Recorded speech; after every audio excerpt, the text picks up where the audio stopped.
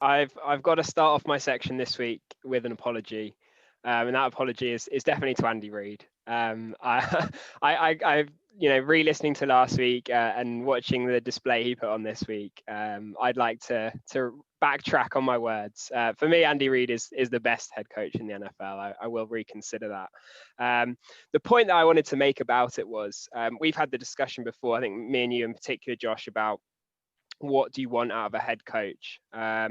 And I think my point is that if I wanted an offensive scheme, if I wanted someone to come in and plan my offense for me, I would still pick Kyle Shanahan. I think he's that sort of mad creative genius that can scheme you up an offense. But I think Andy Reid showed this week that with his in-game decisions, clock management, management of players and preparation, the culture he's created, that he has created something at the moment that no one else has quite managed in the NFL.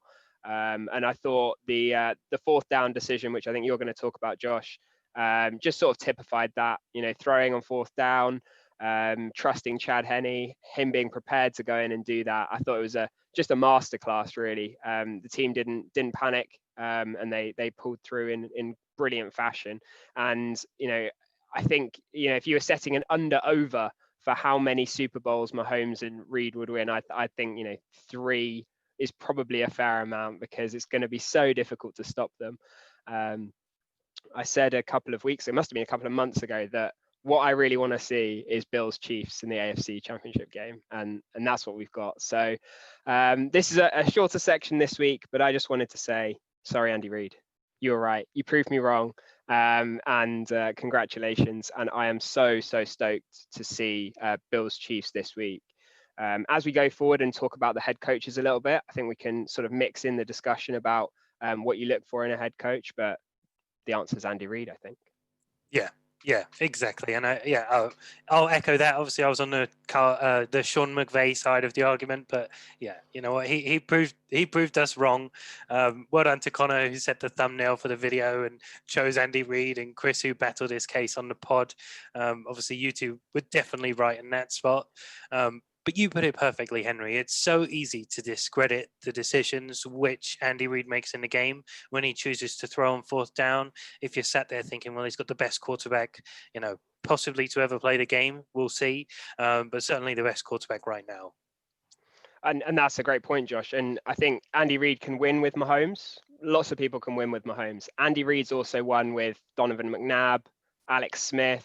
He changes the offense subtly, but at the base of it, he has a formula and an offense that wins. And I think if you gave him Alex Smith this season, they'd still have made the playoffs. But with Mahomes, it's just unfair. It really is unfair. And you remember, I'm going to do a little story later on about the Mahomes trade, but he traded up to draft Patrick Mahomes. Mahomes went number 10. There were plenty of teams that could have picked Mahomes. So you have to give him credit for that as well. Yeah, absolutely. Yeah, definitely. And I'd forgotten about trading up to number 10. So yeah, but even bigger point there. And what it brought back for me, and really in my mind, was, I guess, an analogy, or a comparison probably, of head coaches and poker players.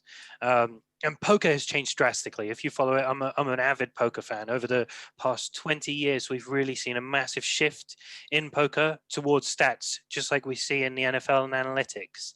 And, if you base your decisions on stats, you're always going to have the maths behind you. You put yourself in a position to win. You make the decisions which you need to make, and you win more often than you don't.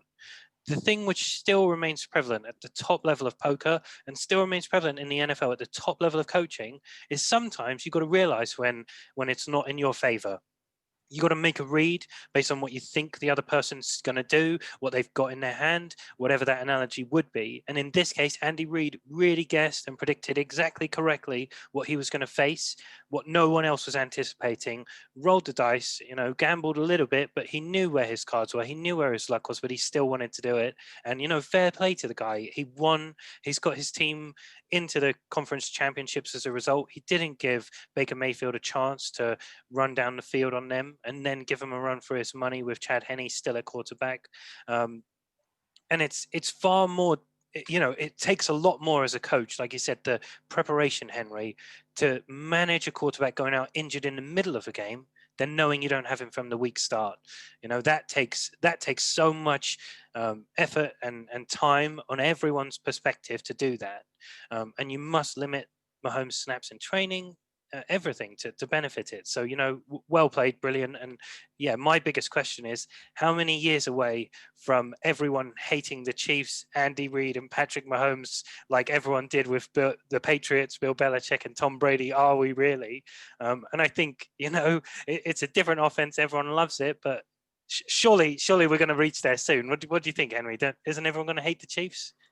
I don't know. I think Andy Reid's so likable in general. He's sort of like almost a novelty character, but just like a secret genius as well. Whereas Belichick's got that brooding misery hoodie, and also the scandals around Spygate and Deflategate and all of that. I don't think that helped at all. What do you think, Chris? No, that's exactly what I was just going to come in on. Obviously, Belichick's that evil mastermind, and Andy Reid's just a happy guy. He's been around, he's been to different teams, he's worked with different quarterbacks, and always at the elite level. And Belichick's been elite as he's won that many rings, but that's like the evil side of the coin. And Andy Reid and Mahomes, obviously, he's essentially one of the face of he's the face of the NFL, of the brand going forward, and I can't help but not enjoy watching that and watching that offense roll. And that's been like the thing with them as well, hasn't it? Is that obviously New England have dominated in the way they have for so long, and there's been all the controversy around them in those years. But the Chiefs have also massively dominated the AFC West as well for just as many years with that. And they have gone massively under the radar with that success, the enjoyability factor of them as well. It's only until the last, I suppose, how many years is it that they've really started to take over in terms of competing up to the Super Bowl level as well. Yeah, and you make a good point, Connor. It's easy to support an offense-minded team and something which brings something new and a completely changed dynamic to the league, and definitely that's what the Chiefs are doing. So, yeah, I'll remain to be proved correct or wrong there.